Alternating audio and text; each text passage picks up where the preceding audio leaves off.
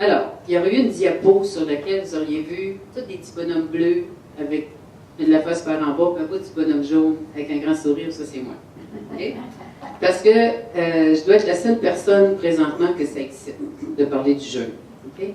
Parce que c'est excitant le jeûne. La journée où Dieu m'a donné la révélation de la puissance qu'il y avait dans le jeûne et qui m'a montré que c'était un plaisir de jeûner, ben ça a changé ma vie. Parce que je détestais jeûner, je détestais entendre parler du jeûne. J'avais vraiment une résistance par rapport au jeûne, plein d'excuses. Ouais, mais là, si je jeûne, je ne mange pas de protéines, là, je vais m'affaiblir. Ah, j'avais tout ça. Ah, là, pourquoi tu parles de résistance, Seigneur? Amen. Ah, ben je ne l'avais pas dans mon message, ça. Voyez-vous, c'est que Dieu sait qu'on résiste au jeûne. On a toutes sortes d'excuses pour ne pas jeûner. Ah, j'ai pas le temps. Ah, ben ça me prend une journée de libre pour le faire. Ah, ben là, je jeûne, mais on ne prie pas en même temps. Puis on se demande pourquoi le jeûne ne donne rien. C'est juste que Dieu nous dit, jeûne cette journée-là. Mais nous, on essaye de faire fitter le jeûne dans notre programme. OK? On avait déjà un plan. Fait qu'au lieu de dire, oups, je pense que mon plan vient de changer. Je crois que je dois tout annuler cette journée-là parce que Dieu m'appelle à jeûner. Fait que qu'est-ce qu'on fait? C'est qu'on intercale le jeûne dans nos activités. Alors, il ne se passera rien. Tout ce que tu auras fait, c'est la grève de la faim. Parce que tu n'as pas été en prière, tu n'as pas pu être à l'écoute du Seigneur, parce que tu as continué toute ta journée à être occupé. Fait qu'on va regarder ce qui est le vrai jeûne qui plaît à Dieu. D'accord? Puis le jeûne qui donne des réponses. Amen? Parce que si Jésus a dit, quand il était sur la terre, comment ça se fait que les disciples ne jeûnent pas? Il dit, quand ils sont avec l'époux, ils n'ont pas besoin de jeûner. Mais quand je partirai, ils vont jeûner. Que voulait-il dire? C'est que quand je suis là, je fais tout, moi, ici. Là. Mais quand je serai parti, ils vont jeûner pour rentrer en ma présence de façon plus puissante. OK? Parce que le plus grand combat qu'on a dans notre vie, il est ici, entre les deux oreilles. Puis elle aime bien ça, ce qui se passe entre les deux oreilles. Moi, ma chair, là, est très obéissante à ce qui se passe entre mes deux oreilles. Moi, entre mes deux oreilles, je suis fatiguée, je continue à dormir. La chair dit, oh yes, allons-y gaiement. Je devais jeûner, mais j'ai trop faim, je le ferai demain. Oh, c'est une bonne idée. OK? Fait qu'il faut vraiment comprendre le combat qu'on a pour rentrer dans le surnaturel. On veut rentrer dans le surnaturel, on veut vivre le surnaturel, mais je suis désolée, tant et aussi longtemps qu'on va être connecté à notre corps puis au domaine physique, on n'entrera pas dans le surnaturel. C'est bon? On continue. Donc, j'étais réverbérée mon jeûne, je ne le faisais pas de la bonne manière. Quand quelqu'un me disait, on va jeûner, pas encore. Et puis, une bonne journée, je lisais sur le jeûne, dans la Bible. Dieu parlait du jeûne, dans l'Ancien Testament, dans les psaumes. Et là, je regardais tout ce qui arrivait. Le jeûne d'Esther, le jeûne de Josaphat, le jeûne de ci, le jeûne de ça. Puis je disais, voyons donc, il peut y avoir des choses que je ne comprends pas. Parce qu'il jeûne, il regarde les résultats. Donc, le Seigneur me montrait, regarde la puissance du jeûne. Je disais, oui, Seigneur, je le vois, mais pourquoi je trouve ça tellement plate, jeûner? Est-ce que ça doit être plate? Moi, c'est toujours ma question. Est-ce que ça doit être plate, suivre le Seigneur? Non. Impossible. Ma vie était plate avant lui, elle va être plate encore. Il faut qu'il y ait une différence quand tu marches avec Jésus-Christ. Okay? Jésus n'a pas eu une journée où il n'a pas été joyeux. Pourtant, il s'en allait à la croix. Et sa plus grande joie, c'était justement ça. Il savait que tout ce monde-là qu'il voyait allait avoir une porte ouverte pour rentrer dans le royaume puis passer l'éternité avec lui. C'était ça, sa joie. Amen? Pas la joie que donne le monde. Okay? Donc, il y a des personnes qui croient que si elles jeûnent assez longtemps, elles vont influencer Dieu pour qu'il fasse quelque chose. Alors, jeûner, ce n'est pas forcer la main de Dieu. OK? Ce n'est pas un moyen de forcer Dieu à faire quelque chose. Dieu, comme je disais tantôt, ne cherche pas nos sacrifices. Parce que Jésus a déjà accompli le plus grand des sacrifices. Puis, ce n'est pas non plus une grève de la faim. OK? C'est pas une étape en carte en grève, si j'ai assez faim, s'il voit que je suis au bord de la mort, il va sûrement faire quelque chose. Okay? Donc, ce n'est pas une grève de la faim. C'est un moyen qui est utilisé lorsque les choses vont mal ou qu'une situation demande une foi spéciale. On parle du don de la foi, parmi les dons spirituels. Ben, sachez que le don de la foi, ça le dit, c'est un don. Donc, c'est une foi que Dieu nous donne à un certain moment parce qu'on a besoin de cette foi particulière pour accomplir quelque chose qu'on ne serait pas capable de faire avec notre foi quotidienne. Okay? Il y a une différence entre ta foi qui fait que tu sais que tu es sauvé, ta foi que tu sais que tu es ferme, ta foi quand tu pries, tu sais que tu vas être exaucé. Okay? Cette foi qui fait que tu marches avec Dieu, que tu as la révélation de la parole, mais il y a aussi le don de la foi. Ça, c'est quelque chose. Le don de la foi, c'est ce qui fait qu'un jour, je suis partie devant rien, avec aucune garantie, puis j'ai plongé dans le vide parce qu'il fallait que je le fasse, Dieu me disait de le faire. Ça n'avait pas de sens, c'était pas intelligent, c'était pas raisonné. N'importe qui de logique, n'importe quel conseiller financier aurait dit que je venais de perdre la tête. OK? Mais moi, j'avais aucun doute, j'étais inébranlable, j'avais aucune crainte. C'était par là. Je ne suis pas capable de l'expliquer cette fois-là quand Dieu nous la donne. C'est puissant. OK? Ensuite, j'ai eu à faire aussi un jour d'autres choses. C'est la même foi que Dieu m'a donnée. Quand j'ai fondé le ministère, c'est par ce don de la foi-là que je l'ai fait. Parce qu'une fois que c'est fait, ce don-là se retire. Parce que là, tu n'en as plus besoin. Le coup de fou que tu avais donné, tu l'as fait. Fait qu'après, tu rentres dans le combat, puis là, des fois, tes journées, tu te dis, comment ça se fait que j'ai accepté de me lancer dans le ministère? Comment j'ai fait pour décider de fonder ce ministère-là? Comment ça se fait que j'ai écrit ces 4 livres-là et que j'ai dépensé 30 000 $ pour les publier? Non, mais est-ce que j'étais tombée sur la tête? Non. C'était le don de la foi qui opérait à ce moment-là, parce que Dieu m'avait fait cadeau de ce don-là pour que je le fasse. Mais une fois que le don est retiré, là, tu tombes dans ta logique et tu ne vois plus le sens de ça. Mais si tu le fais, c'est que Dieu sait qu'il fallait le faire. Fait que tu continues sur la base que tu sais, que tu sais, que tu sais que Dieu était là-dedans. Amen? Parce que tu te rappelles comment tu te sentais, tu te rappelles comment il n'y en avait pas d'obstacle, c'était tellement clair, la présence de Dieu est tellement évidente quand tu es quand Dieu te donne le don de la foi, là, il est là, là. Il est là comme je te vois là. Il est concret. Okay? C'est vraiment puissant. Alors, pour avoir ce don-là, on a besoin en certains moments de notre vie parce que c'est ce qui déclenche la volonté de Dieu dans notre vie. C'est ce qui va ouvrir une route. C'est ce qui va te donner une direction claire. C'est ça qui va trancher. C'est ça qui va t'ouvrir les yeux pour voir le problème. C'est ça qui va te donner la puissance dont tu as besoin pour déclarer quelque chose vraiment au nom de Dieu. Parce qu'on peut déclarer bien les affaires, mais souvent, c'est par la puissance de la chair qu'il n'y en a pas de puissance. OK? Mais quand c'est vraiment l'Esprit de Dieu avec conviction qui parle à travers toi, parce que là, le Seigneur, c'est lui qui parle, parce que tu t'es mis dans un état tel que ta chair n'est plus là, parce qu'on n'est plus esprit, hein? On est des esprits, hein, vous savez ça, qui habitent un corps de chair. On est des esprits. Moi, là, c'est juste un habit, ça, là, le corps que j'ai là. Enlève-le, puis accroche-le dans le garde-robe, puis moi, je continue à fonctionner. Lui, il est accroché, là. Il fait rien sans moi. OK? Mon vrai moi, là, c'est mon vrai moi, là, qui gère, là, qui manipule ce corps-là. Là. C'est pas lui qui me mène, là. OK? Et souvent, il me mène, il ne devrait pas. C'est mon pied droit. Mon pied droit, là, il a son autonomie. Ça, sur la route, c'est immanquable. Il n'est pas sanctifié encore. J'ai peur pourtant. Seigneur, il faut que ça descende là. Je l'ai dans ma tête, je le crois dans mon cœur. Mais, qu'est-ce que tu veux? C'est enivrant de conduire vite. Fait que, des fois, t'en fais un petit bout, puis là, tu retournes dans le normal. OK, c'est pas le sujet. Je jeûnerai là-dessus un jour. Ça fait que finalement, tu es en train de dire qu'on est un esprit, mais on est constamment distrait par le corps, par ses besoins, par le physique qui nous entoure, la réalité qui nous entoure. Donc, qu'est-ce que ça fait? On croit, mais en même temps, nos yeux voient la réalité. OK? On croit, on entend la réalité. Donc, il arrive une place dans ta vie, si tu veux marcher dans les plans de Dieu, il faut que tu connaisses la réalité de Dieu. OK? La réalité de Dieu, c'est sa vérité. Parce que toute la réalité qui nous entoure est fausse. La seule chose qui est vraie, c'est la vérité. C'est la parole de Dieu. Il n'y a pas de vérité dans le monde. OK? Pourquoi? Parce que la vérité, c'est quelque chose d'immuable, alors que la réalité change.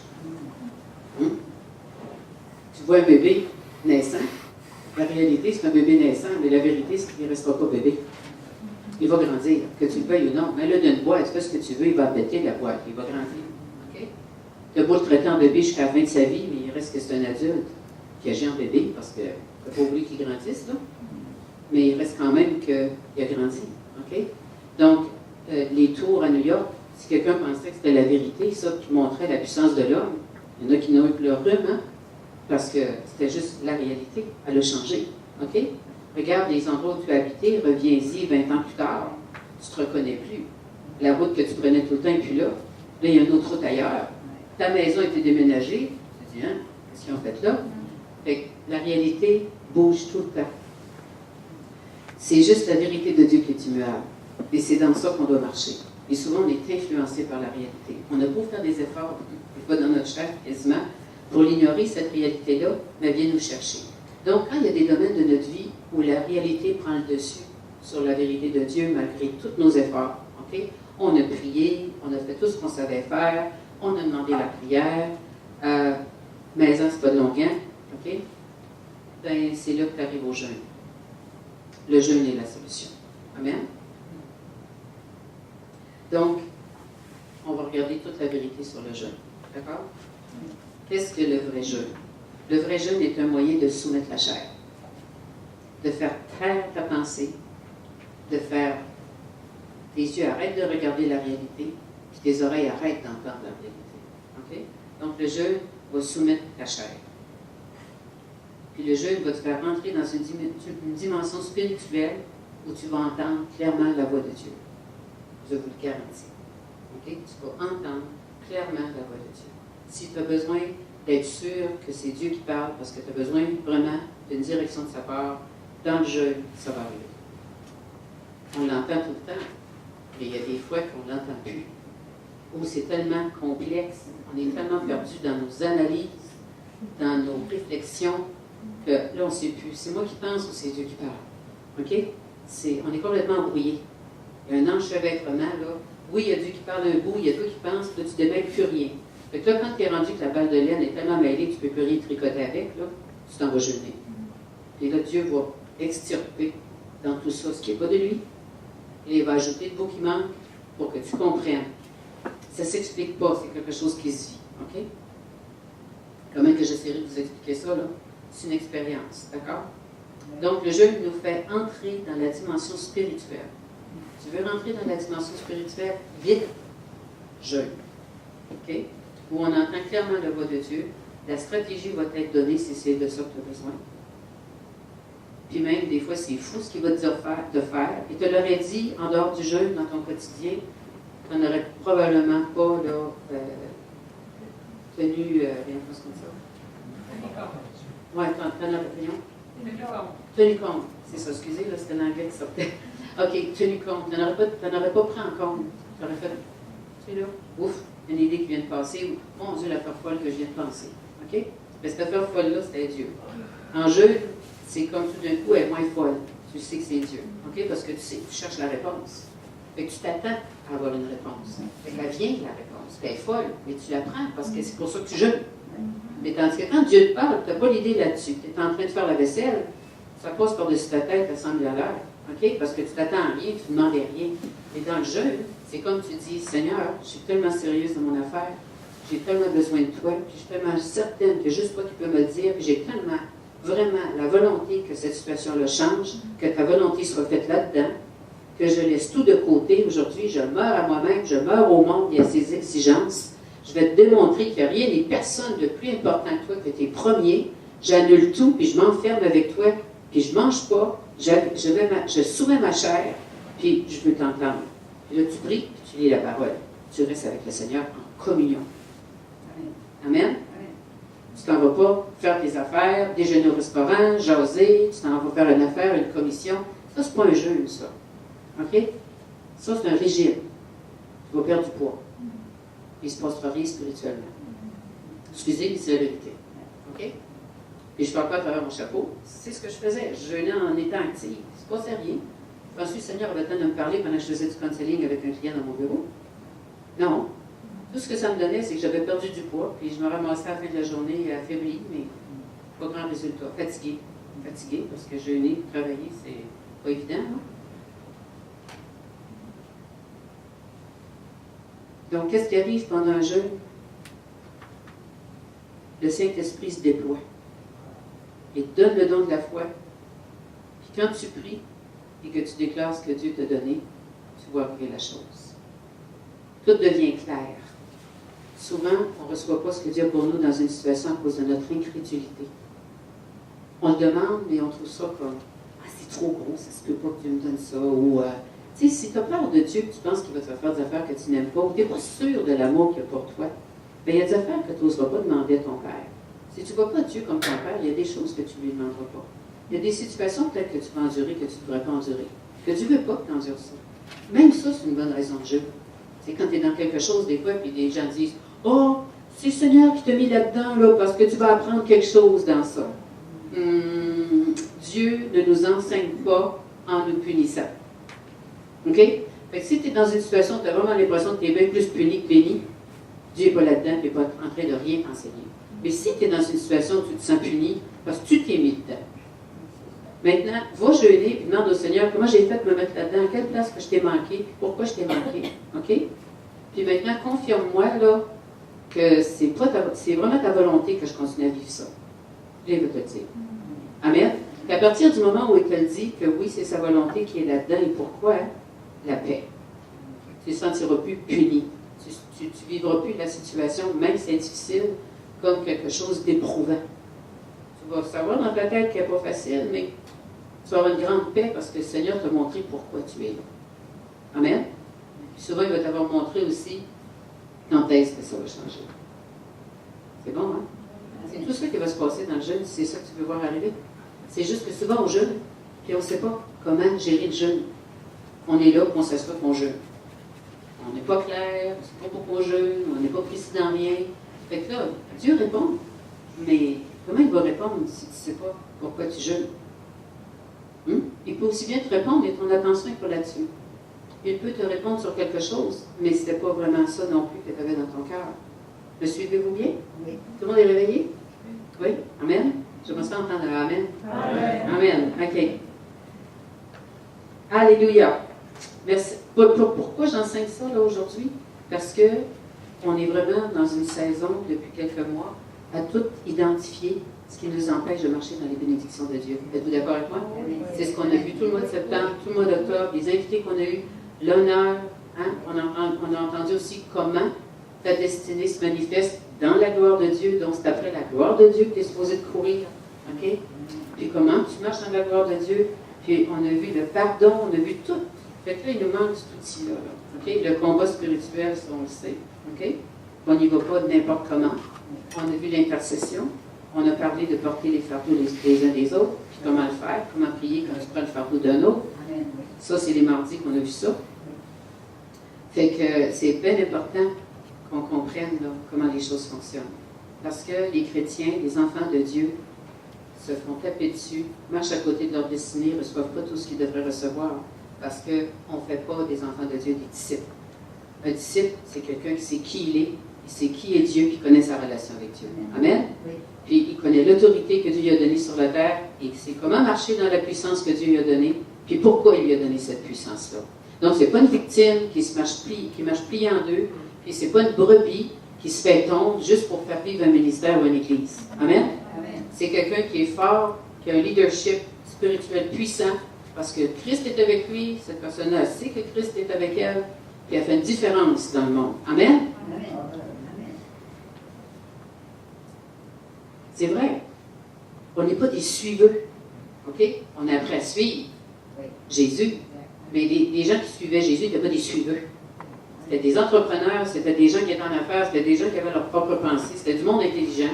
C'était pas du monde là, non. Ils savaient qui il était, mais ils avaient reconnu que, oh boy, moi je suis humain, lui il est divin. Amen? Fait que, puis, quand on soumet à l'autorité, quelle qu'elle soit, c'est pas de dire j'accepte tout ce que tu veux, je fais n'importe quoi que tu veux que je fasse. C'est pas ça. C'est que cette autorité-là doit représenter, comme on l'a vu, une protection. Amen? Puis quelqu'un qui exerce bien l'autorité que Dieu lui a donnée vous fera jamais de mal. OK? Va toujours vous faire grandir. Vous affaiblira pas, vous appauvrira pas. Va tout faire pour que, au contraire, vous prospériez à tous vos égards. Amen? Parce que c'est vraiment la mission que Dieu nous a donnée. C'est la mission que Dieu me donne. Quand je ne sais plus pourquoi je suis dans le ministère, Dieu fait juste me rappeler, Marlène, ton rôle, c'est de les instruire, c'est d'en prendre soin, de leur ouvrir le chemin, de leur montrer comment marcher avec moi pour qu'ils vivent la plénitude de la vie abondante que je leur ai donnée. Alors là, ça règle le problème. Amen?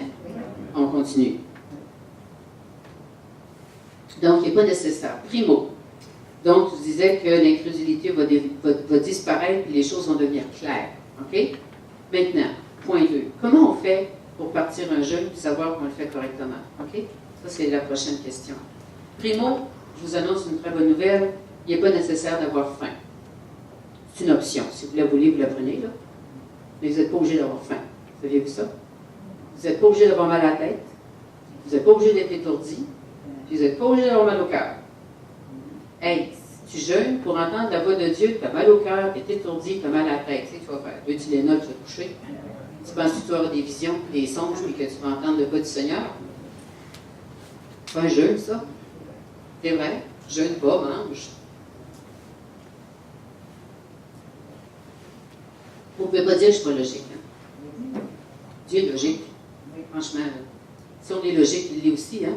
Il a tout créé. On vient de lui. Fait qu'il n'est pas nécessaire d'avoir faim, enregistrer ça comme il faut. Enlevez-vous ça de l'idée. OK? Quand tu fais un jeûne, c'est parce que c'est quelque chose de spirituel, de puissant, pour communier avec Dieu. Il ne faut pas commencer à gérer ton corps tout de travers qui se lamente, puis il n'y a rien qui marche, là. OK?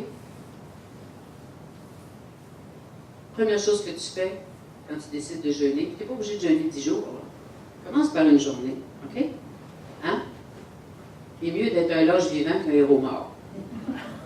Il y en a qui n'ont jamais jeûné de leur vie et ils se lancent en 40 jours. Tiens, moi je vais t'enterrer dans le 30e, c'est sûr. Tu sais pas ce que tu fais. Ça se prépare, un jeûne, non. OK? À part ça, ne va pas te taper 2 pizzas de 12 pouces la veille parce que tu ne mangeras pas le lendemain. OK, tu vas avoir mal à la tête. Je te promets que tu vas mal filer le lendemain. OK? C'est pas parce que tu te bourres la veille que tu n'auras pas faim le lendemain, ça ne marche pas de même. Normalement, la veille d'un jeûne, le soir, tu peux faire un bon repas et quelque chose qui se digère vite et bien. OK? Puis, parce que sinon, ton système va être tout à l'envers. Puis quand tu vas te mettre à jeûner, il va vouloir se désintoxiquer de la cochonnerie que tu as mangée la veille. Et ça ira pas bien. Fait intoxique-toi pas la veille d'un jeûne. Fais-les quand tu veux, mais pas la veille d'un jeûne. Donne-toi une chance. OK? Donc, quand tu jeûnes, la première chose que tu fais le matin, tu demandes au Saint-Esprit d'enlever toute sensation de faim. OK? Parce que la sensation de faim, là, c'est l'ennemi qui vient dans ton esprit, dans ta pensée, et qui te fait penser à toutes sortes d'affaires. OK? Tu regardes ta lampe, que tu as toujours trouvé belle, puis tu vois un jambon tout d'un coup. Tu sais. Tu commences à halluciner. Tu es dans ton bureau, première chose que tu sais, tu es en train de manger le bouquet de roses qu'on t'a donné parce que ça avait l'air des côtes. J'exagère. Je vais vous faire rire un peu, vous êtes trop sérieux. Alors, je demande au Saint-Esprit d'enlever toute sensation de faim. OK? Puis, j'entre dans une paix qui est celle que Jésus devait éprouver lorsqu'il était sur la terre. Quand tu jeûnes, tu vas connaître la paix que Jésus éprouvait quand il était sur terre. Tu sais, on est fasciné, hein, de voir comment il était en paix, quoi qu'il advienne.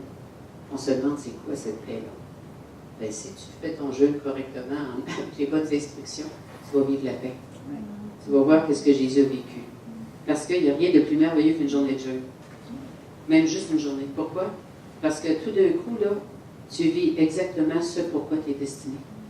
C'est juste Dieu ta préoccupation. Tu n'es plus responsable de rien, tu n'es plus la mère de personne, tu n'es plus le fils de personne, tu n'es plus l'époux de personne. Tu n'as plus aucune alliance là, à t'occuper. Il y aura les problèmes qu'il y aura, la terre peut sauter, il est en vacances, des vraies vacances, un vrai congé du monde. Comment tu ne peux pas avoir la paix? Tu tournes la switch, tu dis arrivera ce qui arrivera, Seigneur. Qu'est-ce que Dieu fait? Quand tu t'isoles comme ça, tu renonces à tout, il va s'occuper de tes affaires. Il n'y aura pas de catastrophe. Puis il n'y a rien qui va déglinguer, puis il n'y a pas de malheur qui va arriver parce que tu n'étais pas là. C'est là que tu vas découvrir que si tu mourais demain matin, la terre tournera encore. Puis là, ça t'aide aussi à te rendre compte combien de fois tu penses que tu es utile et nécessaire, que tu ne l'es pas, puis que tu prends des fardeaux que tu ne devrais pas prendre. C'est tout ça aussi que tu vas découvrir par le jeûne. Il y a plein d'expériences qui vont se vivre quand tu jeûnes. Il faut vraiment que tu te détaches de tout. Puis ça prouve à Dieu qu'il est premier dans ta vie. Puis qu'il y a juste lui qui compte. Que tout le reste est accessoire. Hein? Tout est accessoire dans nos vies. Là.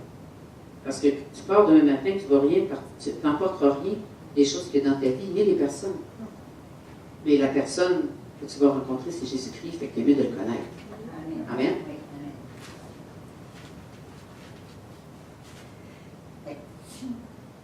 C'est lui qui a la clé de la porte de l'éternité. Puis elle est bien fermée. Elle est ouverte juste à ceux qui te connaissent. Amen. Et quelqu'un ne peut pas arriver au ciel et dire, je connaissais Marlène. Jésus va dire, oui, mais moi je ne te connais pas. Amen. Donc, je lui demande d'enlever toute faim, j'entre dans cette paix-là, OK? Puis ma vision de la réalité est changée par la vision de Dieu de cette réalité. Donc, j'ai une réalité devant moi qui crée l'incrédulité ou qui me bloque ou qui m'embête. Puis le jeûne va changer ma vision. Dieu va changer ma perspective. Tellement que des fois, je me souviens d'avoir dit au Seigneur, moi ça, j'y ai pas pensé. C'était tellement simple. Et c'est là que je réalisais jusqu'où on peut s'empatouiller, puis s'enlacer dans toutes sortes de confusion. On ne sait même plus qu'on était dans la confusion. Et qu'intellectuellement, on n'était plus fonctionnel. C'est... Comment j'ai fait pour me rendre là, penser comme ça? C'est d'une simplicité, là. C'est pour ça que Jésus-Christ disait qu'un enfant de 5 ans, on prend la parole. Un enfant de 5 ans, nous autres, là, on analyse bien tout. Fait que de temps en temps, ça fait du bien de mettre ton cerveau dans le tiroir et vivre la folie de Dieu pour une journée. Ton cerveau va survivre. Dieu va y faire du bouche à bouche. Amen? Amen. Donc, les étapes du jeûne. Décidez de la raison de votre jeûne. C'est très important. OK? Commencez pas un jeûne, dire Seigneur, là, j'en peux plus, je jeûne. Ben, t'en peux plus de quoi? OK? Puis tu n'arrives pas avec une liste d'épicerie, là. Tu ne jeûnes pas pour 40 affaires. Tu dis, qu'est-ce qui est majeur présentement, Seigneur? Et sur quoi j'ai besoin d'une réponse claire? Dieu va te le montrer. À travers toutes les choses qui ont l'air très importantes, il va te pointer celle qui est centrale, celle qui va avoir un impact sur tout le reste. Parce que souvent, ce qui pose problème dans ta vie, qui ne déclenche pas les affaires dont tu as besoin, c'est ta pensée. Fait que tu vas jeûner pour que Dieu change ta pensée par rapport à la situation. Amen?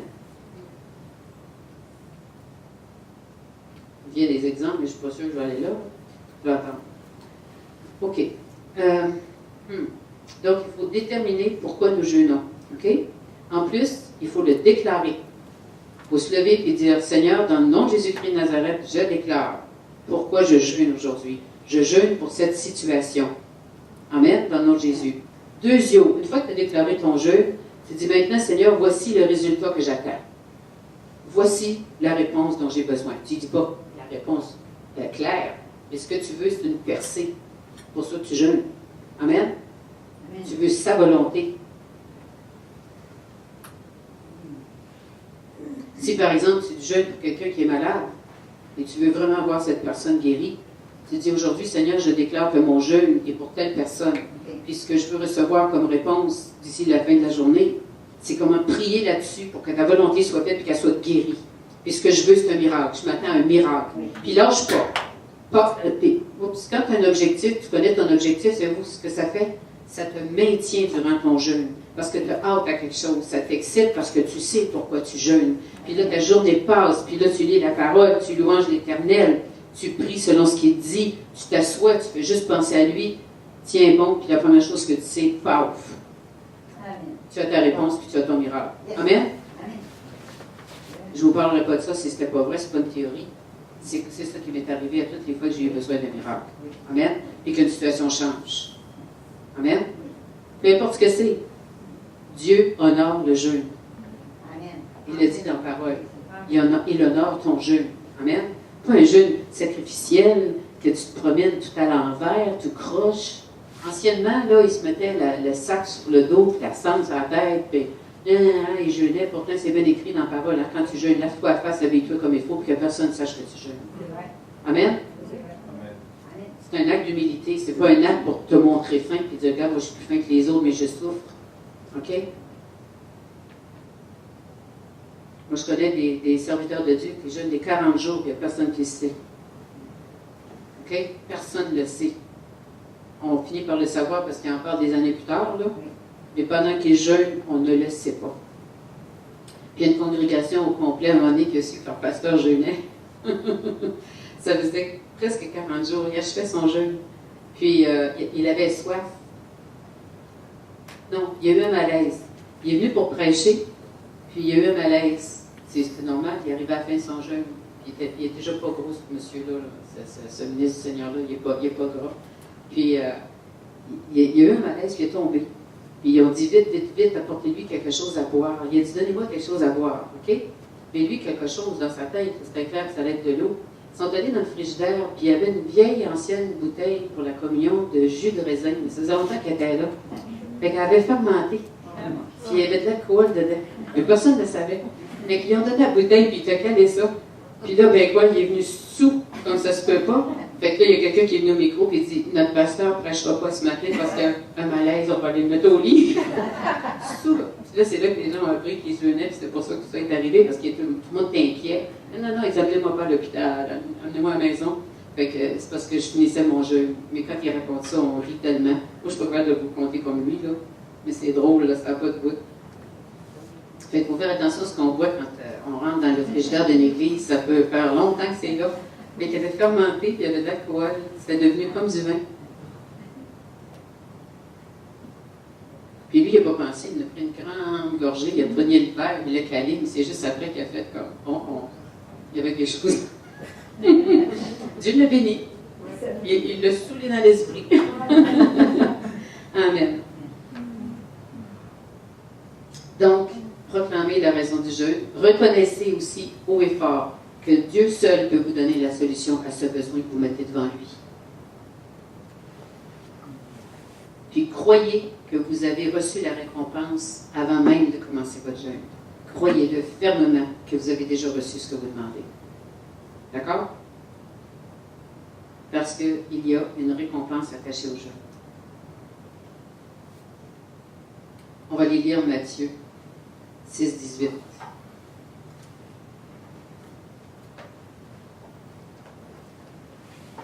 Le premier qui est là me le lit. Tu l'as, André? Geneviève? Haut et fort. Afin de ne pas montrer que tu jeûnes aux hommes, mais à ton Père qui est là dans le lieu secret, et ton Père qui voit dans le lieu secret te le rendra. Amen. Te le rendra. Amen. C'est-à-dire récompense. D'accord? J'avance jamais rien qui n'est pas prouvé par la parole. Un autre point. Pendant que vous jeûnez, faites du ministère à Dieu. OK? Parce que jeûner, c'est se mettre à part seul avec Dieu pour lui faire du ministère. Quand est-ce que tu fais du ministère à Dieu?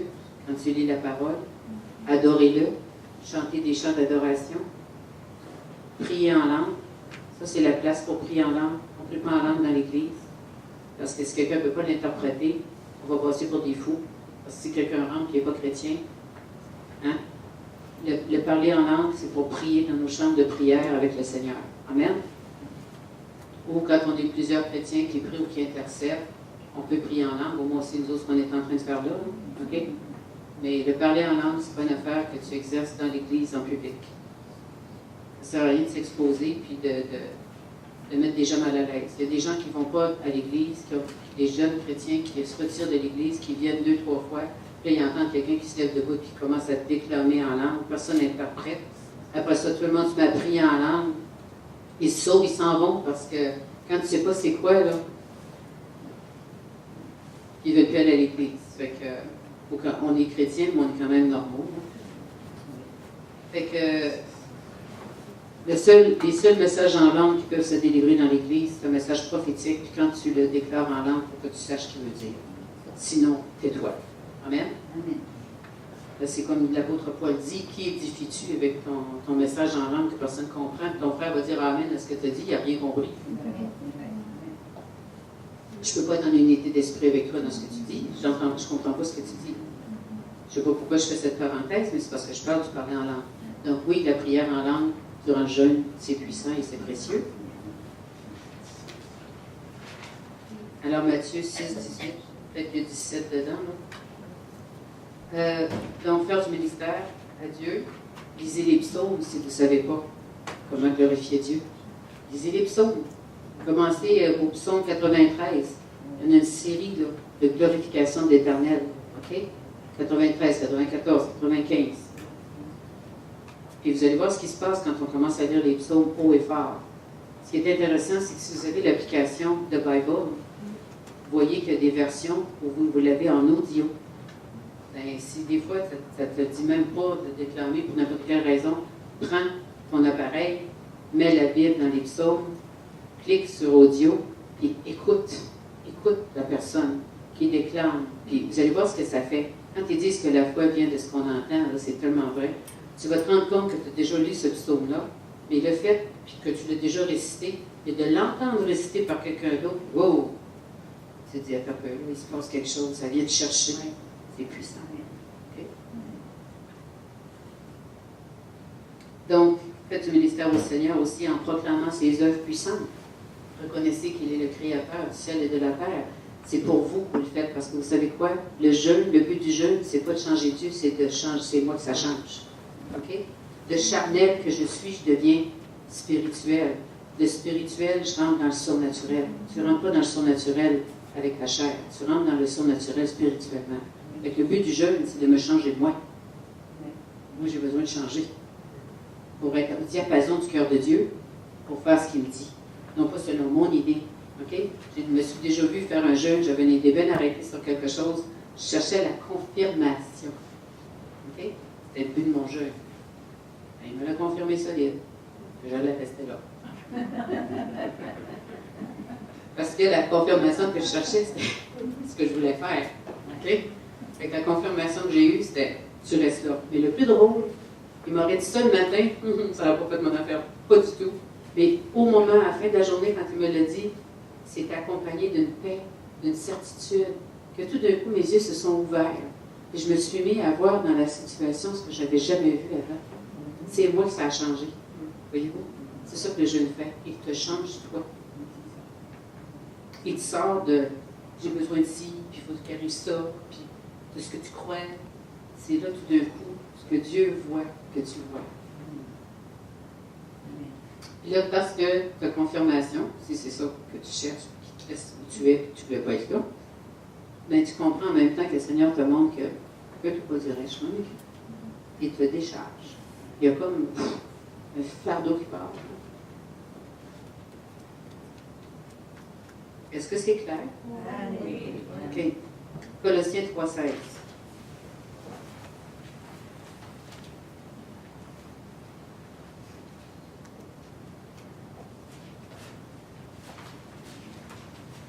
Et aussi en passant, on jeûne spirituellement, mais sachez que c'est très bon pour la santé. Il y a beaucoup de gens qui ont été guéris du cancer, de beaucoup de maladies par le jeûne. Et Geneviève? Que la parole de Christ habite en vous dans toute sa richesse. Instruisez-vous et avertissez-vous les uns les autres en toute sagesse par des psaumes, par des hymnes, par des cantiques spirituels. Chantez pour le Seigneur de tout votre cœur sous l'inspiration de la grâce. Amen. Donc, c'est pour confirmer ce que je disais tantôt, de faire, j'avais sauté par-dessus, de glorifier Dieu, de le louanger. Amen. Parce que ça va vous encourager. Votre âme va s'édifier.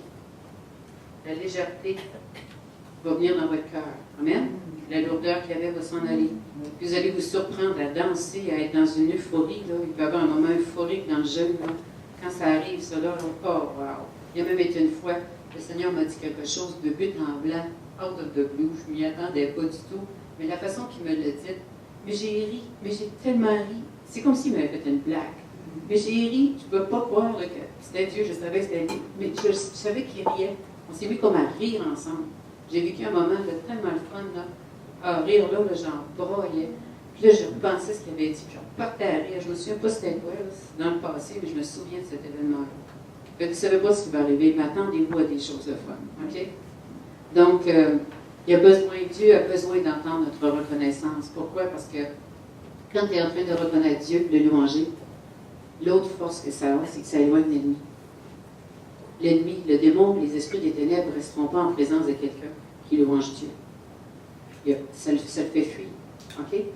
Parce que la louange fait descendre Dieu. Amène la présence de Dieu. Il l'a dit, il siège au cœur de la louange de son peuple. Tu veux que Dieu vienne siéger sur ton problème? Tu veux qu'il vienne dans ta maison? Louange. Amen? Puis commencez pas vos matins en lisant la parole puis en priant. Ça ne marche pas. Vous allez arriver toute croche. Mettez la louange. La musique préférée que vous aimez le plus au monde. Le chant chrétien qui vient vous chercher. Puis chantez-le, chantez-le, chantez-le, chantez-le. Puis vous allez voir après ça. Wow! Ça vous prépare maintenant. Le cœur se prépare. Puis là, tout d'un coup, tu te mets à prier. Mais pas dans la crainte, pas dans l'appréhension. Là, tu sens que tu pries quelque chose qui est du Saint-Esprit. Amen? Puis là, après ça, tu s'en vas dans ta parole. Puis tout d'un coup, wow! Tout s'illumine. Elle ne te condamne pas, elle t'encourage. OK? Parce qu'on se lève très, très, très humain physiquement le matin. OK? Toutes les hormones, il y a plein d'affaires qui se sont passées pendant la nuit. On ne sait pas. OK? Fait qu'on n'est pas, on est humain. Basement humain. Fait qu'il faut comme, tu sais là, rasseoir la chair, la réveiller, elle, par la louange. Amen? Mettez de la musique chrétienne. Si vous pouvez la mettre fort, mettez-la fort. Vous allez voir que ça aide. Amen? C'est... OK. Je disais, prier en langue, communier avec Dieu, dans le calme et la certitude qu'il va vous répondre. OK? Donc, jeûner est une manière, comme je disais, d'accéder à la vie élevée qu'on trouve dans la dimension spirituelle. Donc, c'est une manière d'accéder à la vie élevée, OK, qu'on trouve dans la dimension spirituelle. La louange fait ça aussi. Donc, imaginez-vous, vous louangez puis vous jeûnez. Wow! Vous êtes une bombe pour la nuit, OK? Ça explose dans les ténèbres. Il y a quelque chose qui se passe aussi dans votre esprit qui vient se connecter à Dieu. Amen? Vous allez voir la puissance du Saint-Esprit qui va commencer à travailler en vous. Vous allez savoir que ça arrive. On va regarder, si vous voulez bien, des exemples de jeûne et ce qui s'est produit. Il y a deux sortes de jeûnes. OK? Pas compliqué. Il y a le jeûne proclamé. On voit dans Chroniques 21. Là, je n'ai pas marqué laquelle. Je pense que c'est 2 Chroniques. Allez voir dans 2 Chroniques. Je pense que c'est 2 Chroniques. C'est le jeûne là, de Josaphat de la communauté. Il est dans 2 Chroniques, il me semble. Il me semble qu'il n'est pas dans 1 Chronique. Il est en 2, là. 2 Chroniques. OK. 2 Chroniques 21. Tu peux commencer à me lire, Éric? Après cela, les fils de Moab et les fils d'Ammon, et avec eux les Moabonites, marchèrent contre Josaphat pour lui faire la guerre. On vint en informer Josaphat en disant: une multitude nombreuse s'avance contre toi depuis l'autre côté de la mer, depuis la Syrie, et ils sont à Hatsatoun Tamar, qui est en En-Gedi. Dans sa frayeur, Josaphat se disposa à chercher l'Éternel, et il publia un jeûne pour tout Juda.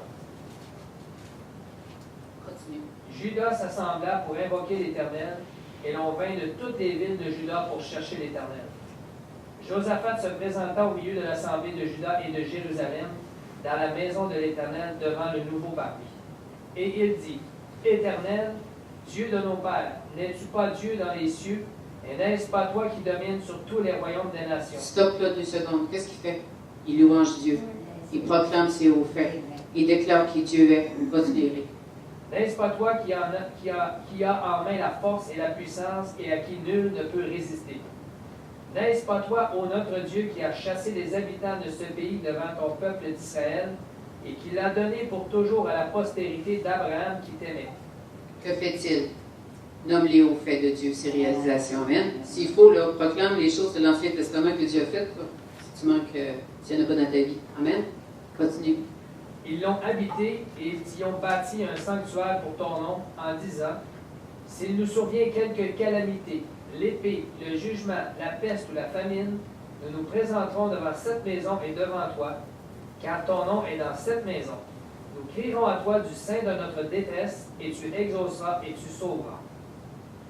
Maintenant voici, les fils d'Ammon et de Moab et ceux de la montagne de Séhir, chez lesquels tu n'as pas permis à Israël d'entrer quand il venait du pays d'Égypte, car il s'est détourné d'eux et ne les a pas détruits.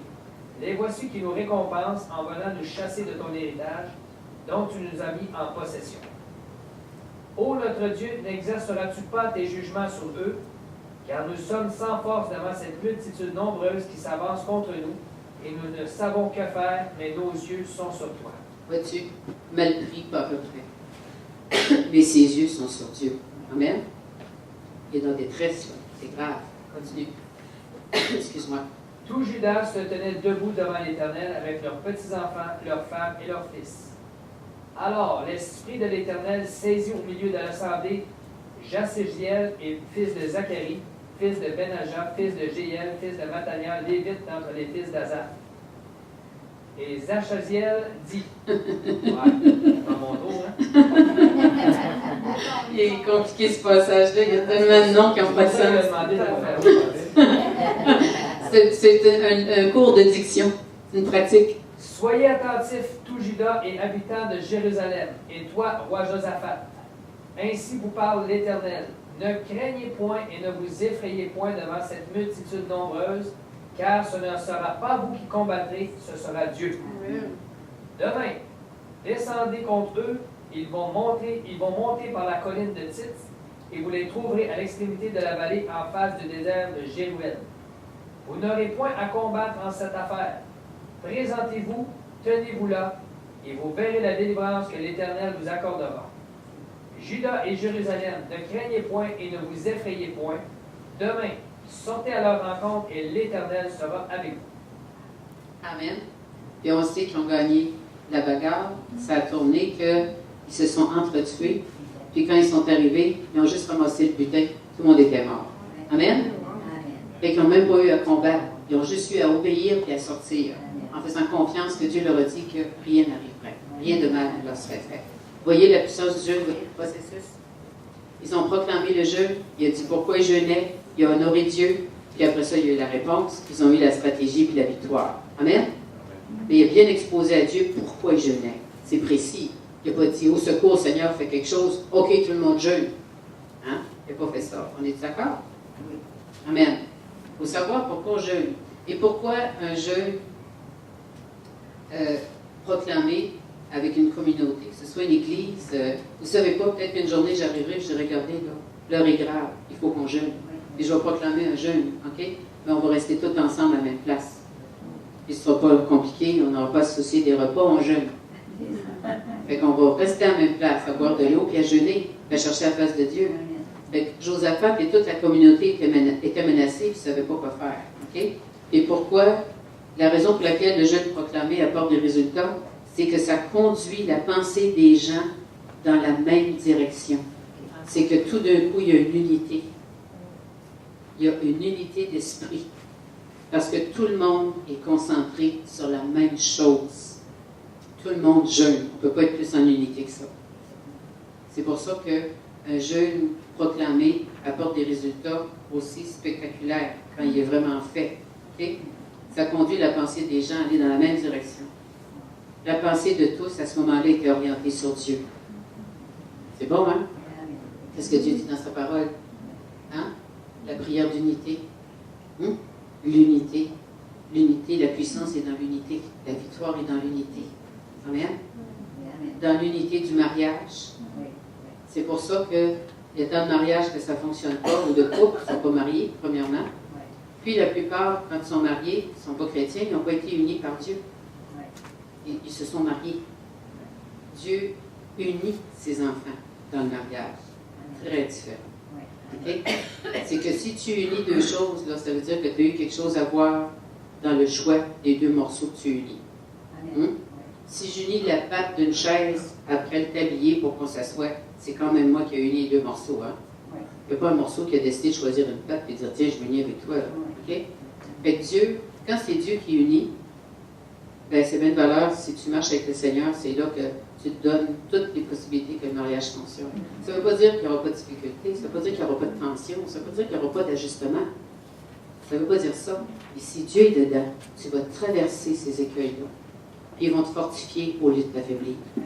Tandis que dans le monde, les gens en concubinage ou mariés selon les règles du monde, à chaque fois qu'il y a une tension, ça les affaiblit. À chaque fois qu'il y a quelque chose qui ne marche pas, même s'ils traversent, le couple est affaibli. C'est pour ça qu'un bon matin, ils sont à bout. Ils n'en peuvent plus de combat.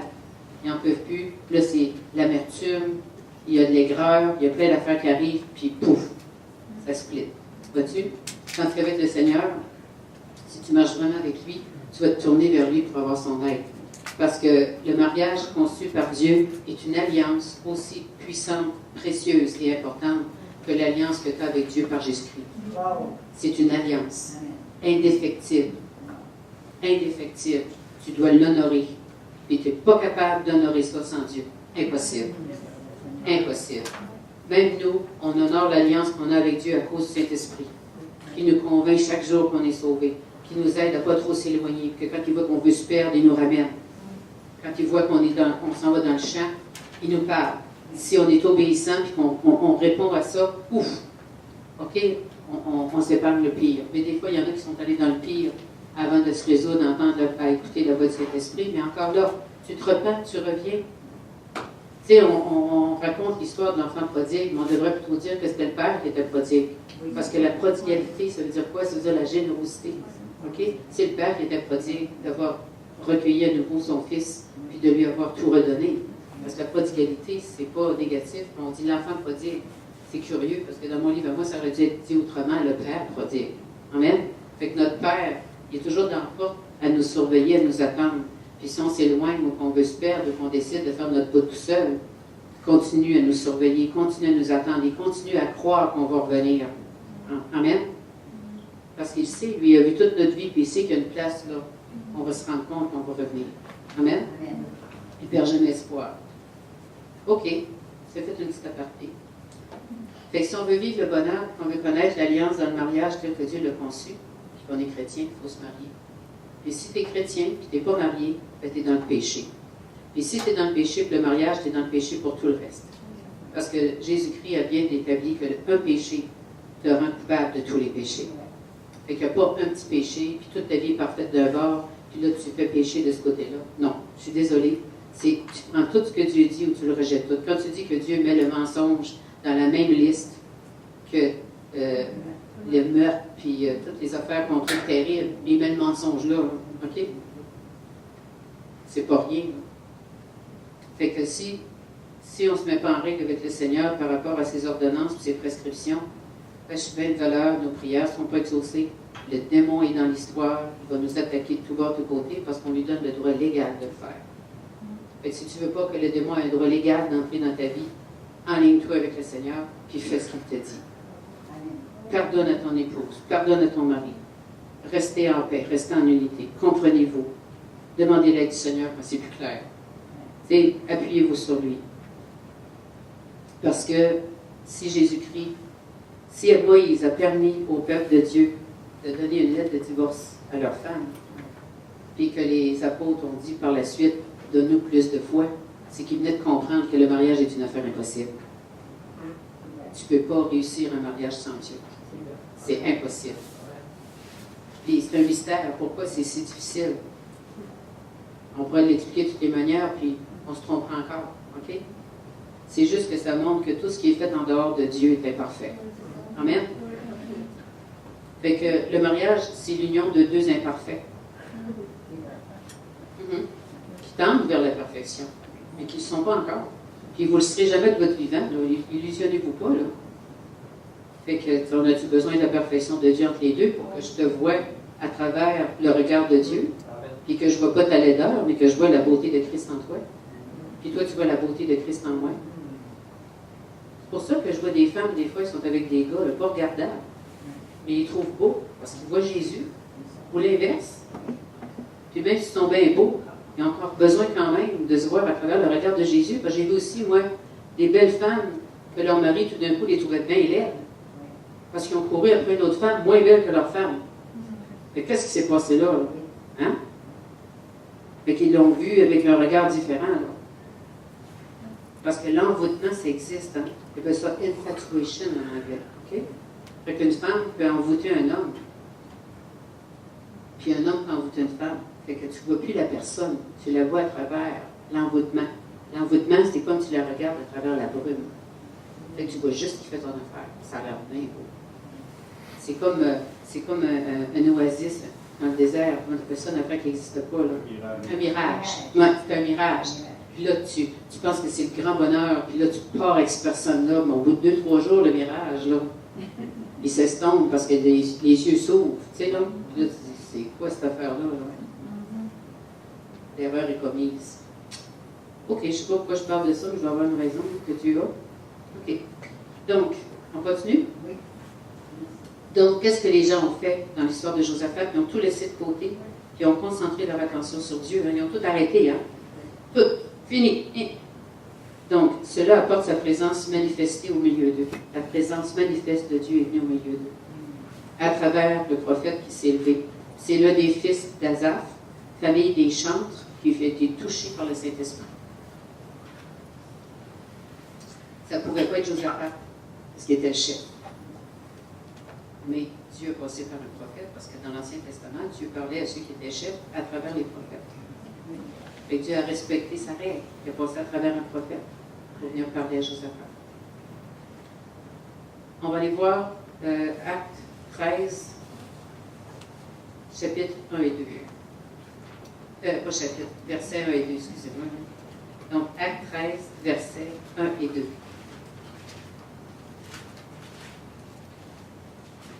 Vous avez hâte d'aller jeûner, hein? Oui. Moi aussi. Demain. OK? Quelqu'un? Vas-y, main. Haut et fort. Il y avait dans l'église d'Antioche des prophètes et des docteurs, Barnabas, Simeon appelé Niger, Lucias de Cyrène, Manabène, qui avait été élevé avec Hérode de Tétrac, et Saul. Pendant qu'ils servaient le Seigneur de nos ministères et jeûnaient, le Saint-Esprit dit, mettez-moi à part Barnabas et Saul pour l'œuvre à laquelle je les ai appelés. Alors, après d'avoir jeûné et prié, durant un coup dernier main, ils les laissèrent partir. Parfait. Merci. Bénis ta parole, Seigneur. Donc, qu'est-ce qu'on voit là-dedans? C'est un jeûne. Ce jeûne-là, le fait qu'ils ont obéi, qu'ils ont jeûné, ils ont posé cet acte d'obéissance, cela a produit le 2/3 du Nouveau Testament. Parce que l'apôtre Paul a écrit le 2/3 des livres du Nouveau Testament. Ça a fait que l'apôtre Paul a été envoyé dans son ministère. Et s'ils n'avaient pas jeûné, n'avaient pas obéi, l'avaient fait dans leur chair, sans la direction du Saint-Esprit, c'est pas l'apôtre Paul qui aurait été envoyé. Voyez-vous la puissance du jeûne? Il ne faut jamais minimiser ce que Dieu nous demande de faire quand il nous demande de jeûner. Parce que des fois, on attend quelque chose de la part de Dieu, puis c'est déjà là. On ne le voit pas. Pourquoi? Parce qu'on a des critères. Et les critères qu'on a ne correspondent pas à la chose, à la manière dont Dieu a répondu à notre demande. Fait que le jeûne va t'aider à faire tomber les écailles, puis va t'aider à avoir la révélation que tu n'as pas la bonne vision de la manière que le Seigneur va combler ou répondre à ta demande. Ça, on fait ça souvent. Puis ça touche encore aux résistances. Ça touche aussi à notre tendance à structurer, organiser les affaires selon notre idée, à développer une image qu'on pense qu'on sait comment ça devrait être. T'sais, dans notre tête, c'est tout organisé. Là, moi, j'ai tel âge, il va falloir qu'elle ait tel âge, parce que là, moi, je veux des enfants, j'en veux 2. Fait que là, ça a cet âge-là, je vais pouvoir avoir des enfants, mais ça n'a pas cet âge-là, je ne vais pas avoir des enfants. Puis là, il va falloir ci, il va falloir ça. Ça fait que tu as une liste d'épicerie de critères. Tu t'en rends pas compte, mais c'est ça pareil. Ça peut être le désir de ton cœur, mais est-ce que c'est le plan de Dieu? Même ça, il faut que tu le mettes devant le Seigneur. Ça se peut très bien que c'est ton plan, toi. Parce que tu es capable d'organiser. Tu gères, tu mènes. Tu peux organiser ça aussi. OK? Puis tu peux penser que c'est vraiment ça que tu veux. Mais qui te dit que Dieu va te donner un autre enfant à travers une femme? Qui te dit que Dieu ne donnera pas un enfant spirituel? Ou que tu n'adopteras pas un enfant qui a besoin d'un père, d'une mère, qui est orphelin? OK? Tu ne sais pas comment. Oui, ça se peut que le désir que tu as dans ton cœur d'avoir un enfant, je concède que ça doit être de Dieu, parce qu'on ne peut pas désirer ça autrement. C'est Dieu qui veut qu'un enfant vienne dans ta vie. Il veut te confier un enfant. Mais comment il veut le faire? Souvent, on pense qu'on le sait. Hein? On ne le sait pas. Je me suis fait prophétiser, moi, à l'âge de 42 ans, que j'allais avoir 2 enfants. Tu peux-tu croire que j'ai ri du prophète? Je suis partie en étant sûre qu'elle était un faux prophète. Donc, l'usine est fermée bien raide, je ne savais même pas capable d'en avoir. Comment ça pouvait arriver? 42 ans en plus, c'était loin de mon idée. Là. Puis, je suis partie en disant, correct, faites un effort. Mais c'est vrai. Je n'ai pas parlé, tu sais, là, mais j'étais dans le champ en ville. Ben, je ne savais pas que les enfants spirituels, ça existait à l'époque. Puis j'ai adopté 2 enfants adultes, mais je les ai vraiment adoptés. Ils sont vraiment mes enfants. Okay. Ils étaient adultes, bénis soit l'Éternel. Je n'ai pas les élever, changer de couche, j'ai eu juste le meilleur. Fait qu'au fond, je suis une mère, mais pas une grand-mère. Tu sais. J'ai juste fait mon affaire. Fait que tu ne sais pas comment Dieu va faire les choses. Il faut vraiment qu'on fasse attention. Puis aussi, des fois, tu vas recevoir une prophétie de quelqu'un. La chose que je déteste, c'est quand un prophète, quel qu'il soit, homme ou femme, va dire « Je vois un mari pour toi. » Ça, c'est correct. Peut-être que tu le vois, là. Mais viens pas me le décrire, là. Tu me mets dans le trou. Parce que là, moi, je vais me promener avec la recette. Là. Sais-tu que je peux rentrer dans un bar demain soir, il y en a 12 qui ressemblent à ça? Lequel que je marie, là? Je fais passer des entrevues. Hein? C'est fou, hein? Ben c'est ça, c'est ce que certaines personnes font. Ils sont sur l'Internet, puis ils ont des critères, puis ils en rencontrent un, puis l'autre. Puis ils viennent tellement écœurés, comme on dit, ils finissent par tomber pour le prochain, parce que c'est assez. Puis ils se ramassent dans des relations qui n'ont pas de sens. On va voir sur l'Internet, il y a une place où tout a l'air beau, puis parfait, puis que c'est bourré de mensonges. Combien de ministères qu'on connaît personnellement, mais quand tu regardes leur site, on dirait qu'ils sont 3 millions, puis que, hey, ils font des grandes choses. Puis quand tu connais le ministère, c'est là que tu vois le mensonge que l'Internet projette. C'est là, l'illusion. Tu peux faire encore n'importe quoi sur l'Internet, tout est beau, tout le monde est fin, il n'y a personne qui va à la toilette. Mais c'est vraiment d'autres choses. Mais c'est vrai. Hein? Qui a parlé de son dernier mal de ventre le matin après son café là, sur Internet? Non, mais il faut être réaliste, on est humain puis on vit la vraie vie. Fait qu'il faut faire attention quand quelqu'un dit oh, il va être en affaires, je vois qu'il y a telle qualité. Ça se peut que ce soit vrai, là. Mais pour être pas avec ça, là. Attends que Dieu te montre la personne. Parce que tu vas commencer à aller parler à tous les hommes qui sont en affaires pour voir si tu lui, si tu lui, si tu lui. Là, c'est plus Dieu qui est là-dedans. Là. OK? Attends. Puis refuse ces paroles-là. Refuse. Demande qu'on ne te dise pas qu'est-ce qu'il va être et qu'est-ce qu'il va faire. Parce que ça va nous influencer. Puis à un moment donné, ça va être la bonne personne qui va être à côté de nous, mais la notion qu'on a de quelqu'un qui est en affaires, tout d'un coup, c'est pas bonne. Et les affaires qui brassent, c'est des cochons, puis on ne mange pas de cochons, mais c'est lui pareil. Puis il va changer, il n'en élèvera plus de cochons éventuellement, mais tu n'es pas au courant. Non, mais c'est vrai. Je peux prendre un exemple exagéré, là. Mais on pense savoir, mais on ne sait rien. Dieu seul sait tout. Lui seul, il sait tout. Tu sais rien. Si tu sais quelque chose, parce que c'est lui qui te l'a dit. Amen? Méfions-nous de nous-mêmes. Amen? Fait que c'est pour ça que des fois, il y a des affaires dans ta vie qui ne débloquent pas, et ça fait longtemps que Dieu a répondu. Puis des fois, tu l'as d'en face. Mais c'est ta pensée qui a besoin d'être changée, c'est ta perspective qui a besoin d'être modifiée. Bien, le jeûne va débloquer ça. Le jeûne, Dieu va montrer les écailles qui sont sur tes yeux. Il va te montrer qu'est-ce qui bloque, qui fait que ça a tout le temps été là, que la solution était là, mais que tu étais bloqué pour n'importe quelle raison. OK? On peut avoir une multitude de raisons pour être bloqué sur quelque chose. OK? Je pourrais vous en faire une liste, mais on ne perdra pas notre temps avec ça. Là. Je sais que vous pouvez en faire autant. Parce que si on a, par exemple, la peur du manque, on peut avoir un placement, on n'ose jamais en prendre, parce qu'on ne veut pas qu'il baisse ou quoi que ce soit, mais si tu n'en prends jamais, il te sert à quoi ton placement? T'sais? Quand est-ce que tu vas l'utiliser? Tu veux te donner en héritage, mais ça peut être un puits que Dieu t'a donné là pour que tu ailles puiser tout le temps, puis quand tu y vas, Dieu le fait remonter, parce qu'il peut faire ce qu'il veut. Mais tu n'as peut-être pas la bonne perspective de ce qu'est un placement.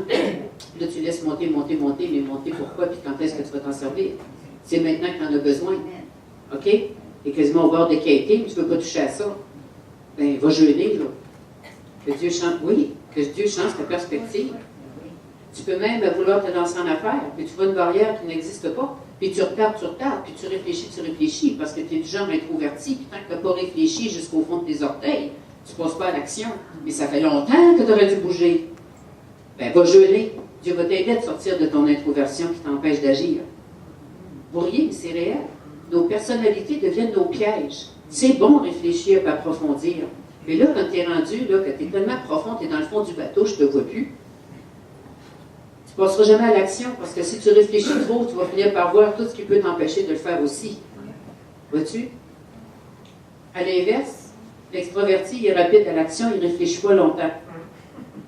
Fait que des fois, ils sont trop, il n'aurait pas dû être, il aurait dû plus réfléchir. Jeûne avant de bouger. OK? Fait que moi, je dis à l'introverti, jeûne pour ne pas réfléchir trop longtemps, puis je dis à l'extroverti, jeûne pour ne pas aller trop vite. Amen? Mais vous riez? Oh oui, le jeûne, ça aide, là. Il faut se connaître, il faut savoir les pièges qui nous guettent. OK? Amen? On va parler du jeûne personnel. Donc, il y a deux sortes de jeûnes. Il y a le jeûne proclamé, comme on a vu avec Josaphat. On va en avoir un autre modèle tantôt. Puis, on a le jeûne personnel. Matthieu 6, versets 16 à 18. Oui. On va-t-il avoir du plaisir? Va-t-il avoir du plaisir? Non, c'est important qu'on comprenne ça. Matthieu 6, versets 16 à 18, si je ne me suis pas trompée en l'écrivant. Ah, on l'a lu? Ah oui, c'est vrai, on l'a lu. Bon, ben là, on est...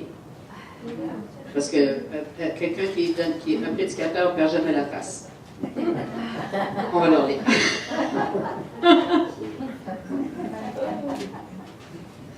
C'est voulu, je voulais qu'on leur lise. Vas-y, c'est sérieux, lis-le. Je vais juste pas eu la consigne. Lorsque vous jeûnez, ne prenez pas un air triste, comme les hypocrites qui se rendent le visage tout défait pour montrer aux hommes qu'ils jeûnent. Je vous le dis, en vérité, ils reçoivent leur récompense. OK, parfait. C'est pas pour rien que je l'avais mis là. C'est parce qu'un jeûne n'est pas une punition. OK? C'est pas un châtiment dans le Nouveau Testament. D'accord? Fait que c'est pas une punition. C'est pas un châtiment. Il ne faut pas t'aller tout croche comme si c'était à la fin du monde de jeûner. Donc, c'est la raison pour laquelle Jésus leur dit de ne pas prendre un air triste. OK? On a parlé tantôt que dans l'Ancien Testament, quand ils jeûnaient, ils prenaient le sac et ils s'assoyaient dans la cendre. OK? Pour indiquer qu'ils jeûnaient et que le malheur était grand. C'est correct, c'était une méthode, moi, c'est leur affaire, là. Mais nous, on n'a pas à jeûner comme ça. OK? Fait que, arrive-moi pas chez nous, là. La poche de patate, c'est tout, en jute. Pas peigné. Puis tu t'es mis un saut de sable sur la tête avant d'arriver. Puis tu n'as pas besoin de me dire ce que tu es en train de faire. Mais je vais pas te dire tout de suite, tu perds ton temps. Si tu es venu me consulter, la réponse va être rapide, on ne va pas une heure de conseiller. C'est des choses qui ne vont pas avoir de problème. Ok, je me trouve drôle. Ça arrive. Ah, Seigneur. Parce que je vois toute la scène. Là. Puis je vois quelqu'un qui est encore plus drôle. Excusez mon écoute. Bon, ok. On va aller voir Isaïe 58:6.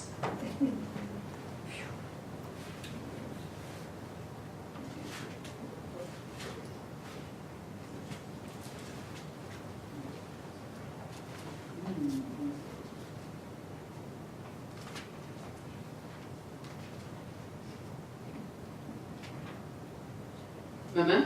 Oui. Voici le jeûne auquel je prends plaisir. Détache les chaînes de la méchanceté, dénoue les liens de la servitude, relie des opprimés, et que l'on rompe toute espèce de joug. Partage ton pain avec celui qui a faim, et fais entrer dans ta maison les malheureux sans asile. Si tu vois un homme nu... Tu es toujours à 6, là? C'est Non, arrête. Je me disais que ça allait plus que mon histoire.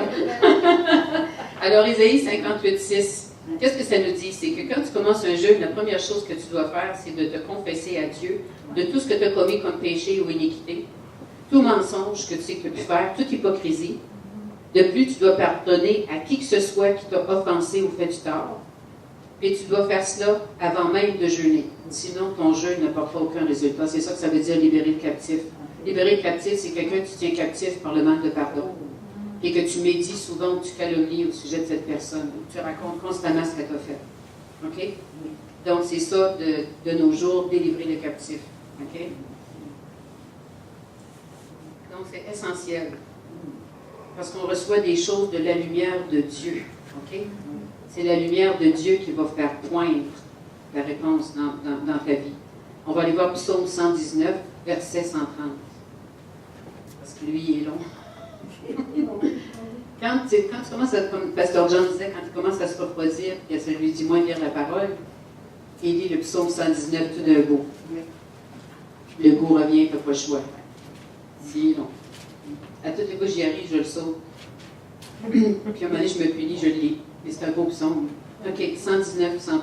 Vas-y, Eric. La révélation de tes paroles est claire. Elle donne de l'intelligence aux saints. Amen. Donc, c'est ce que le jeûne fait. Amen. C'est que la lumière va poindre. On va aller Matthieu 17, 17. Ah oui, ça c'est bon. Matthieu 17, 17. Non, mais ce passage-là, il est précieux, parce qu'il a toujours été mal interprété. Ben, en tout cas, moi, je l'ai toujours entendu mal expliqué, imprécis. C'est qu'on ne focus pas sur la bonne affaire dans ce passage-là. Matthieu 17, 17. 17, 17, c'est pas trop compliqué, hein? William, tu l'as? Lis-nous ça au effort. Race incrédule et perverse, répondit Jésus, jusqu'à quand serai-je avec vous? Jusqu'à quand vous supporterai-je? Amenez-le-moi ici. Oui, c'est parce que c'est ça. 17, 17. Matthieu 17, 17 va à 16, part peut-être à 15. C'est parce que c'est ces apôtres qui ont essayé de délivrer quelqu'un qui se roulait, un enfant qui se roulait dans le feu. Ça n'a pas marché. OK? Alors, Jésus dira, c'est incrédule. Relis Matthieu 17, 17. C'est ce bout-là qui m'intéresse. Relis-le. Le 17, 17? Oui. OK. Race incrédule et perverse, répondit Jésus, jusqu'à quand serai-je avec vous? Jusqu'à quand vous supporterai-je? Amenez-le-moi ici. Amen. Mais pourquoi je pointe ce passage-là, puis que j'ai pris aussi ce passage des Écritures? C'est parce que remarquez que Jésus ne leur dit pas, vous n'avez pas jeûné. Il dit, vous êtes incrédules. OK? Il pointe sur le fait qu'ils sont incrédules. Puis un peu plus loin, qu'est-ce qu'il leur dit? C'est par le jeûne et la prière qu'on peut chasser ce genre d'esprit. Donc, comme ils n'avaient pas jeûné ni prié, ils n'avaient pas la foi pour avoir autorité sur cet esprit-là. Ils ont autorité, mais ils ne croyaient pas. C'est pour ça qu'il dit, jusqu'à quand je vais être avec vous. OK? Donc, race incrédule. Si tu as la foi, tu n'es pas incrédule. Hein? Si tu es incrédule, tu n'as pas la foi. Hein? C'est comme les saucisses à grape, il ne faut pas que je revienne avec ça. OK? Fait que tu ne peux pas avoir les deux, tu es dans un ou tu es dans l'autre. Puis les deux s'opposent. OK? Fait que Jésus pointe sur l'incrédulité. Donc, il ne leur fait pas le reproche qu'ils n'avaient pas jeûné. Il leur fait le reproche qu'ils sont incrédules. Mais que fait-il? Il ne les laisse pas de même. Il leur dit par la suite que par le jeûne et la prière, ils auraient été capables. Donc, il y aurait eu la foi. Autrement dit, ils auraient eu la foi nécessaire pour le faire. Donc, ce qui prouve que le jeûne et la prière va faire grandir ta foi, qui va chasser l'incrédulité qu'il y a dans ta vie face à une situation qui te pourrit la vie. Tout d'un coup, tu vas avoir la foi, et parce que tu as la foi, ta prière va changer, tu vas t'emparer maintenant dans la dimension spirituelle, ce qui est déjà là. Comment tu veux t'emparer de quelque chose qui est déjà dans la dimension spirituelle si tu es incrédule? Tu ne tendras même pas la main. C'est-tu compliqué ce que je dis là? Non. OK.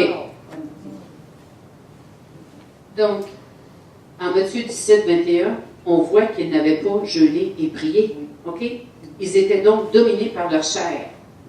Donc, ils n'avaient pas été capables de voir dans la dimension spirituelle ce qui posait problème. Parce que Jésus, il l'interroge après, là. Puis c'est le petit garçon là, qui se roulait dans le feu, ça, là. OK? Il demande au Père quand est-ce que ça a commencé. Hein? Il est venu au monde avec ça, c'est quand est-ce que ça a commencé. Parce que Jésus montrait que lui savait qu'il allait le délivrer du démon qui était la cause de ça. Qu'il allait voir qu'est-ce qui posait problème.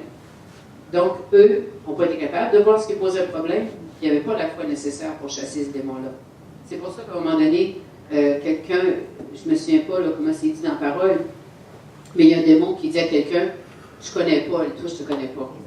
Pourquoi il ne connaissait pas? Parce que les démons le voient quand tu as la foi. Il doit y avoir quelque chose qui irradie de toi, la lumière de Christ, qui prouve que tu as la foi. Ils doivent le voir, il y a quelque chose de visible. Pour qu'il ait dit ça, je ne connais pas, toi je ne te connais pas, ça veut dire, je ne connais pas, lui il a la foi, lui j'en ai peur. Lui là, je me soumettrai à toi, mais toi, tu sais là, t'es qui toi? OK? Donc, il n'y avait pas la puissance pour que les signes et les prodiges se produisent. OK? Ça veut dire que certaines difficultés ou problèmes que nous affrontons provoqueront de l'incrédulité dans nos cœurs et que malgré les prières, on ne verra pas de résultat. C'est à ce moment-là qu'il faut qu'on aille en jeûne et prière. Amen? Amen. Et ça vient prouver encore une fois que le jeûne, c'est toi que ça change. Pas Dieu, il est toujours le même. C'est nous qui avons besoin de quelque chose qui doit se modifier dans notre pensée, dans notre vision. Il faut avoir la vision de Dieu. Amen? Donc, qu'est-ce que le jeûne va faire? Il va dominer, OK? Il va faire dominer notre esprit sur la chair, primo. Notre foi dans la prière va faire arriver ce que nous demandons. Notre foi va se fortifier par l'action du Saint-Esprit. Puis lorsque tu jeûnes, la privation de nourriture, c'est certain, affaiblit le corps. OK? Mais c'est là que maintenant, l'esprit va briser l'influence de la chair. Et là, ton âme va se ranger du côté de l'esprit. On sait que l'âme est le siège des émotions, des sentiments, des pensées, de ton intelligence. Donc, elle, aussi longtemps qu'elle est influencée par la chair, elle va te tirer du côté de l'incrédulité. À partir du moment où tu jeûnes, que le corps s'apaise, l'âme s'apaise, tout s'apaise, et l'âme va venir sous les ailes de l'esprit. Et là, pouf, les affaires vont changer. Amen. Si c'est pas arrivé la première journée du jeûne, lâche pas. On fera un autre plus tard. Moi, ça m'a pris jusqu'à 3 jours à un moment donné pour arriver là, pour venir à bout de quelque chose. OK? Ça ne dépendait pas de Dieu. C'est juste que j'avais de la misère à rentrer dedans. OK? Mais il y a d'autres fois, j'étais partie pour jeûner 3 jours. Puis à 3 heures de l'après-midi, mon jeûne était fini. J'avais la réponse, puis Dieu disait, non, c'est correct. Va manger. Allez, prends ton téléphone, fais tes affaires. C'est réglé. On n'a pas, il n'y a pas de mesure là-dedans. Les affaires de 40 jours, 30 jours, 10 jours, moi, je n'embarque pas dans ça.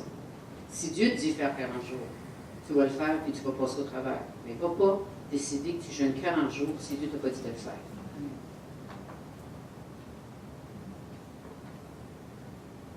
Donc, le Saint-Esprit brise l'influence de la chair. C'est bon? Là, la paix vient dans ton cœur, puis quand la paix vient dans ton cœur, la paix vient dans ta tête. Tu vois, la reine Esther aussi, c'était un jeûne qui a été proclamé, OK? Et qui a produit une présence tellement tangible de Dieu sur elle, la gloire de Dieu est venue sur elle, que le roi l'a reçue sans qu'elle ait été invitée. Parce qu'elle était couverte par la gloire de Dieu. OK? Elle a eu la faveur du roi.